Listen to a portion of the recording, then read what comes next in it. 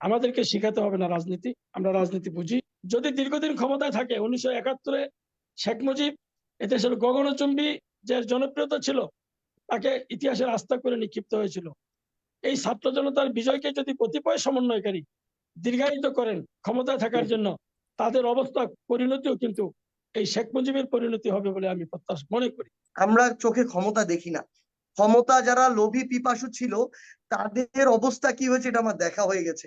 আমাকে শেখ মুজিবুর রহমানের অবস্থাও দেখাতে হবে না, শেখ হাসিনার অবস্থাও দেখাতে হবে না।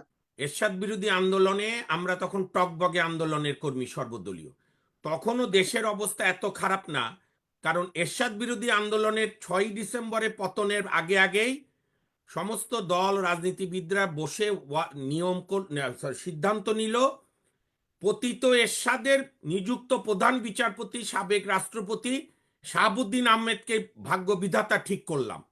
আর হাসিনা বিচার ব্যবস্থাকে এমন ভাবে আপনার ধ্বংস করে দিয়ে গেছে যে দুর্ভাগ্যজনকভাবে প্রধান বিচারপতি পর্যন্ত পালায়।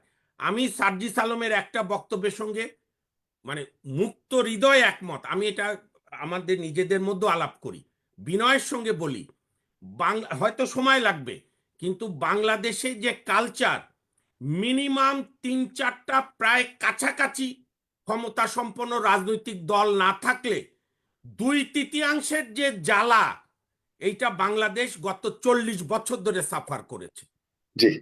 এই বিষয় অস্বীকার করা যাবে না।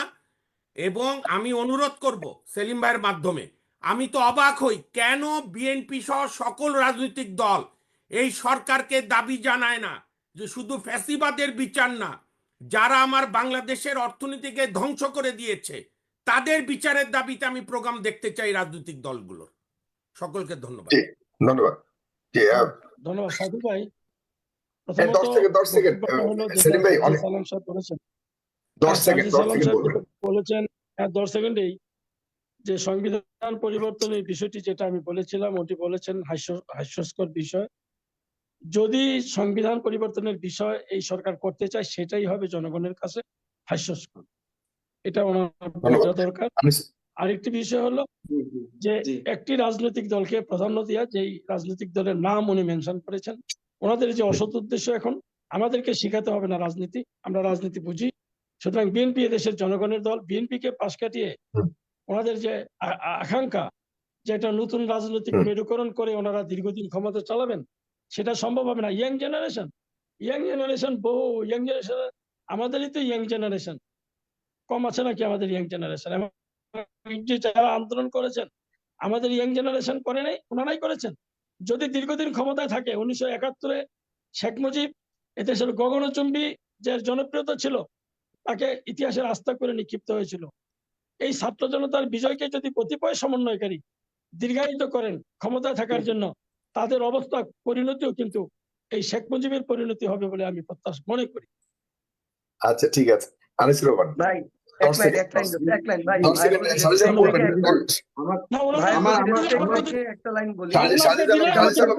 আমি বলি, আনিসুর রহমান হয়তো আপনাকে ঘিরে বলবো কিছু, এরপর আপনার কথা শেষ করি। জি আনিসুর রহমান, 10 সেকেন্ড।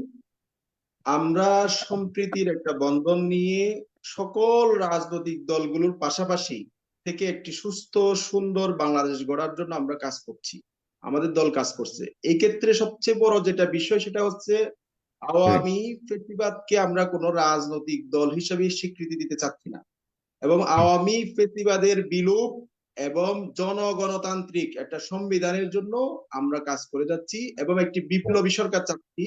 সেই বিপ্লবী সরকারের মাধ্যমে আমরা এমন একটি সংবিধান চাই যে সংবিধানে আপনার সোশ্যাল সিকিউরিটি নিশ্চিত করবে। সদ্য জন্মগ্রহণকৃত একটা শিশু থেকে শুরু করে তার মৃত্যু পর্যন্ত সকল ধরনের সিকিউরিটি, এই নাগরিকদের সিকিউরিটি এখানে অক্ষুণ্ণ থাকবে। অন্ন, বস্ত্র, বাসস্থানের এখানে সুনিশ্চিত হবে। আমরা চাই হচ্ছে এই বাংলাদেশটা, আমরা যারা এখানে বিএনপি আছি, যারা ছাত্ররা আছেন, নবীন প্রবীণ সবাইকে নিয়ে আমরা একটা ঐক্যবদ্ধ বাংলাদেশ চাই, যেটা বাংলাদেশ গঠনের ক্ষেত্রে সবচেয়ে বেশি কার্যকর ভূমিকা রাখবে বলে আমি মনে করি। আমাদের দলের জন্য সবাই দোয়া করবেন, এবং আশা করি অন্য দলের প্রতি যে একটা সম্মান শ্রদ্ধাবোধ সেটা রেখে আমরা সবাই কথা বলবো। সবাইকে ধন্যবাদ। আসসালামু আলাইকুম। ধন্যবাদ সাজিদ আলম। ভাই আমি শুধু হচ্ছে ওই যে একটু আগে ভাই আমাদের সেলিম ভাই সম্ভবত বললেন, উনার কথাকে কেন্দ্র করে একটু বলতে চাই। ভাই আসলে দেখেন, কোন সমন্বয়কারী এখন পর্যন্ত ক্ষমতাকে দীর্ঘায়িত করার চিন্তা করে নাই। কারণ সমন্বয়কারী বলতে আপনারা যাদেরকে চেনেন তারা কেউ ক্ষমতাতে নাই। আমাদের 3 জন প্রতিনিধি আছে, মানুষ যেদিন চাইবে না তারা সেখান থেকে পদত্যাগ করতে রেডি। এক, দ্বিতীয়ত জিনিস হচ্ছে আমরা দীর্ঘায়িত করার বিন্দু মাত্র কোনো কিছু চিন্তা করছি না। যদি করতামই, অন্তর্বর্তীকালীন সরকার যখন 2টা টাইম দেয় যে এই ডিসেম্বরের 25, মানে অভ্যুত্থানের তাহলে কিন্তু 1 আমাকে আবার বছর দিতে 3 হবে। মাস পরে, হুম অভ্যুত্থানের 1 বছর 3 মাস পরে যখন এই কথা বলে, আপনি কি একজন সমন্বয়কারী কিংবা ছাত্র উপদেষ্টা থেকে এটার বিরুদ্ধে দ্বিমত পাইছেন? জাস্ট বলেন হ্যাঁ না পেয়েছেন। হুম না হ্যাঁ, তো ব্যাপারটা হচ্ছে আমরা যদি এরকমই চিন্তা করতাম তাহলে আমরা কখনো, মানে আজকে যেদিন অভ্যুত্থান হয় সেদিন যদি বলা হয়তো এই সরকার, অন্তর্বর্তীকালীন সরকার 3 বছর ক্ষমতায় থাকবে, কেউ দ্বিমত করতো না। 2 বছর ক্ষমতায় থাকবে, কেউ দ্বিমত করতো না। এখন যখন 1 বছর 3 মাস পরে অন্তর্বর্তীকালীন সরকারের পক্ষ থেকে একটা প্রপোজাল দেওয়া হয়, আরেকটা 26শে জুনের মধ্যে, মানে 2 বছর বা 1 বছর 9 মাসের মধ্যে, কেউ আমরা এখন পর্যন্ত এটার বিপক্ষে কোনো মন্তব্য করিনি ভাই। আমরা চোখে ক্ষমতা দেখি না। ক্ষমতা যারা লোভী পিপাসু ছিল তাদের অবস্থা কি হয়েছে এটা আমার দেখা হয়ে গেছে। আমাকে শেখ মুজিবুর রহমানের অবস্থাও দেখাতে হবে না, শেখ হাসিনার অবস্থাও দেখাতে হবে না। জি একটা চোখের সামনে দেখেছি ভাই, আর একটা পড়ে জেনেছি। তো আমরা শুধু আমাদের জায়গাতে একটা কথাই বলি যে আমাদের এখন খুব বেশি প্রয়োজন যে আমরা আমাদের পুরনো ধাঁচ এবং কালচার থেকে বের হয়ে আমরা যেন মানুষ এবং দেশের জন্য চিন্তা করি।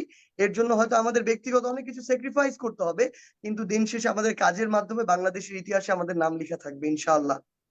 জি আপনাদের সবাইকে ধন্যবাদ। প্রিয় দর্শক, অনুষ্ঠানটিকে ভালো লাগলে শেয়ার করবেন এবং কাল রাত 9টা 30 মিনিটে দেখা হবে কোনো বিষয়ে। শুভরাত্রি। আসসালাম।